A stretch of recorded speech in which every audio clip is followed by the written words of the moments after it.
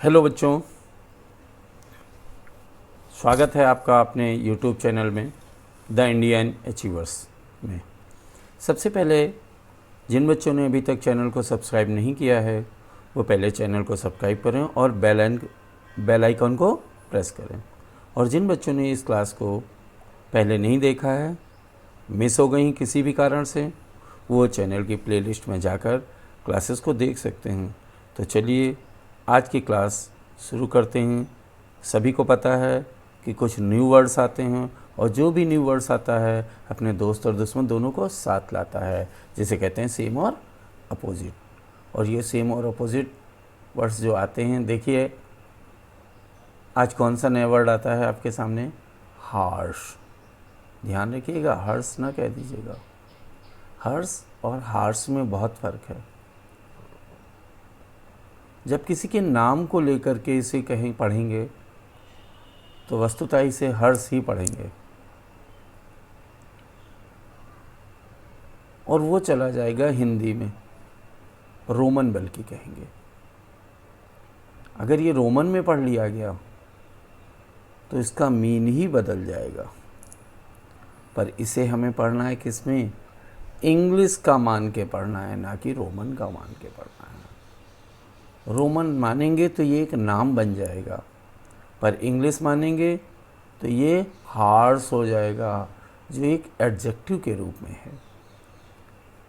जब ये एडजेक्टिव के रूप में है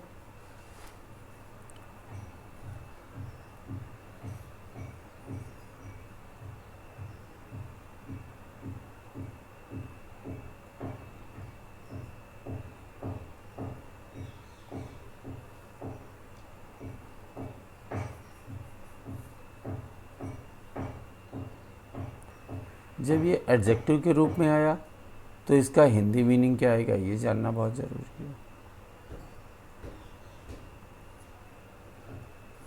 है। निष्ठुर, कठोर, देखिए बहुत बड़ा फ़र्क आया।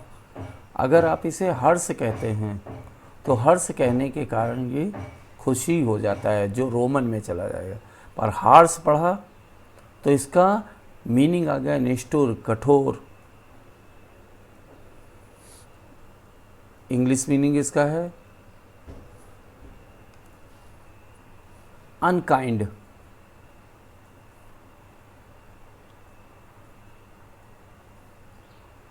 Unnecessarily sewer.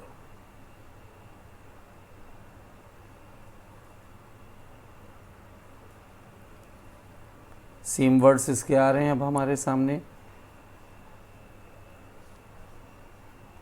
Hard, tough, ruthless, rigid, merciless, bitter, unkind.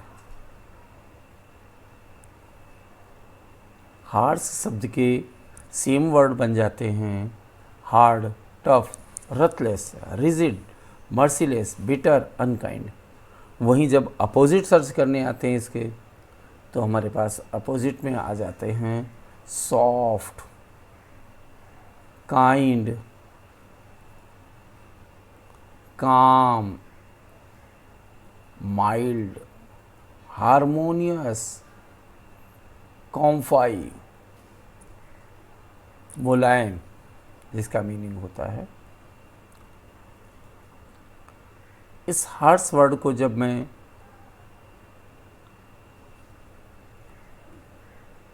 Example में यूज़ करने आया, Hitler was known for his harsh nature. अब देखिए, नेचर एक नाउन बन गया हमारा यहाँ पर, और हार्श क्या बन गया, एक एडजेक्टिव बन गया। जो भी एडजेक्टिव आता है वो हमेशा किसी ना किसी नाउन के पहले आएगा। ये मेरा है नाउन, और ये हार्श क्या बन गया हमारे पास, एडजेक्टिव बन गया। नेक्स्ट वर्ड हमारे सामने आता है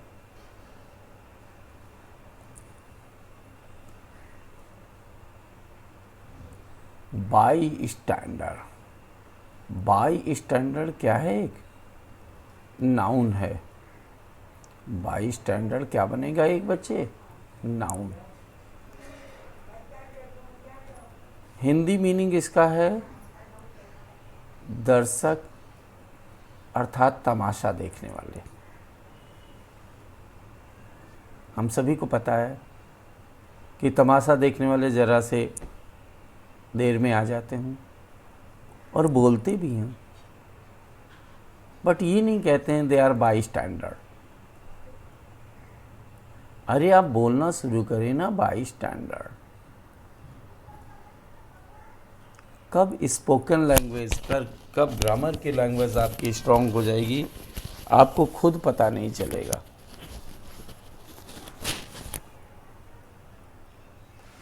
बस थोड़ा सा टेंशन की ज़रूरत पड़ती है। इंग्लिश मीनिंग हमारे सामने आता है weaving something without taking part in it. जो दर्शक होते हैं वो हिस्सा नहीं लेते हैं, खाली तमाशा देखते हैं और चले जाते हैं। इसलिए इन्हें क्या कहा जाता है? By standard. सेम वर्ड आता है वीवर, आई विटनेस, स्पेक्टेटर, वॉचर, लुकर। ये सारे वर्ड हमारे बाई स्टैंडर्ड के सेम वर्ड हैं। वीवर तमाशा देखने वाले, देखा, व्यू दिया, निकल गए। आई विटनेस सामने सामने देख रहे थे खड़े क्या हो रहा है। स्पेक्टेटर आए थे, दर्शक आए थे, वॉच कर रहे थे, बड़े ध्यान से देख रहे थे तमाशा हो क्या रहा है। लुकर देखा और चले गए। ये सब बाई स्टैंडर्ड के सेम वर्ड हैं। बट जब अपोजिट वर्ड आते हैं तो अपोजिट वर्ड हमारे क्या हैं? Participant, player, member. ये सभी के सभी एक्टिव पार्ट हैं। एक्टिव वो भी हैं बट उनका कोई रोल नहीं होता है, तमाशा देखने वालों में है। पर पार्टिसिपेंट हिस्सा लेता है, खेलता है, सदस्य बनते हैं। इस वर्ड को जब हम अपने एग्जाम्पल में लेकर आते हैं तो देखिए कैसे आता है। The police asked the by standard, देखिए आपके सामने आ गया by standard. The police asked the by standards about the exhaustion that happened in the market.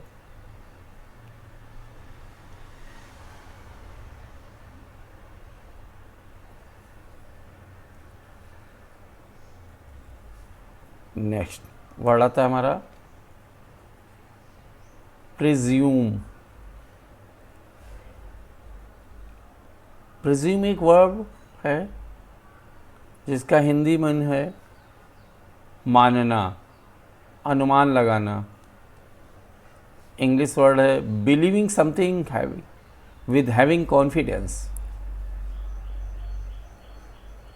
Same word इसके आते हैं believe, suppose, guess, think, hope, suspect, imagine. कल्पना कर लिया, मान लिया,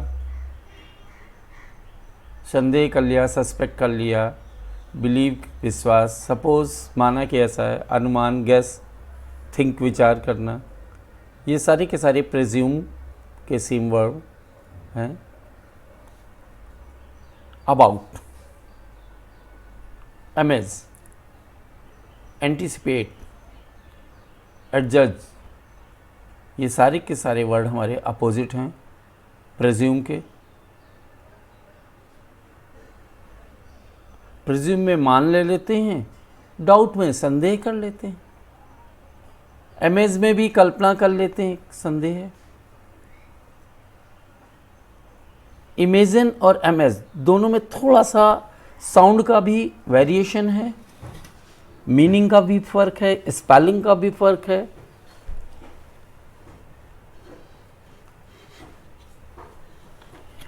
इमेज एक कल्पना कर लेना है, कोई आकृति खींच लेना है। इमेज में संदेह रहता है। जब इसे एग्जाम्पल के रूप में लेकर आए प्रेज्यूम वर्ड को, the father always presumes that his son will become more successful than him. Presume करते हैं, कल्पना करते हैं, अनुमान लगाते हैं। हर पिता का ये अनुमान होता है सदैव कि उनका बेटा जो है उनसे ज़्यादा सक्सेसफुल बनेगा। एक कल्पना ही है।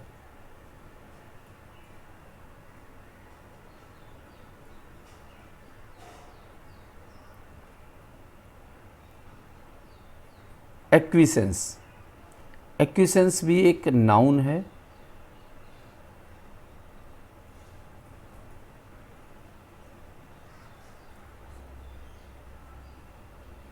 हिंदी मीनिंग है एक्विसेंस का सहमति,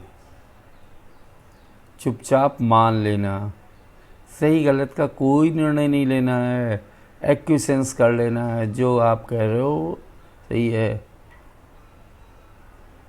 मैंने सुना किसी ने कहा बॉस इज़ ऑलवेज राइट। अब बॉस के अगेंस्ट कौन जाएगा, जो बॉस कहेगा वो मान लेना, इसलिए एक्विसेंस कर लेना है। English meaning of acquiescence, except something without any contrast, कोई कंट्रास्ट नहीं हो, जो भी कहो वो एक्सेप्ट कर लेना है।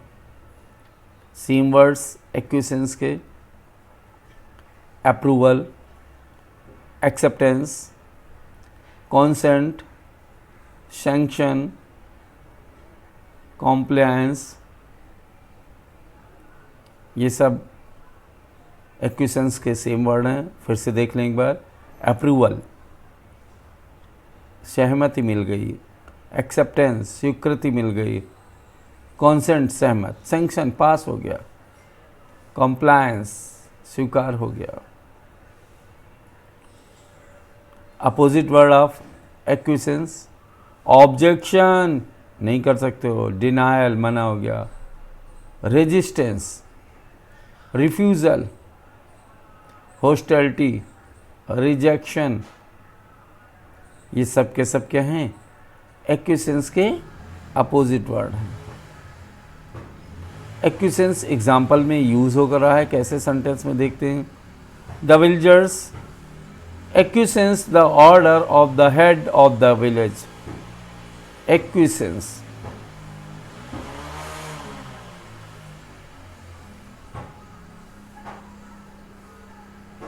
लिबर्टी, नेक्स्ट वर्ड आया जो नाउन के रूप में एक है।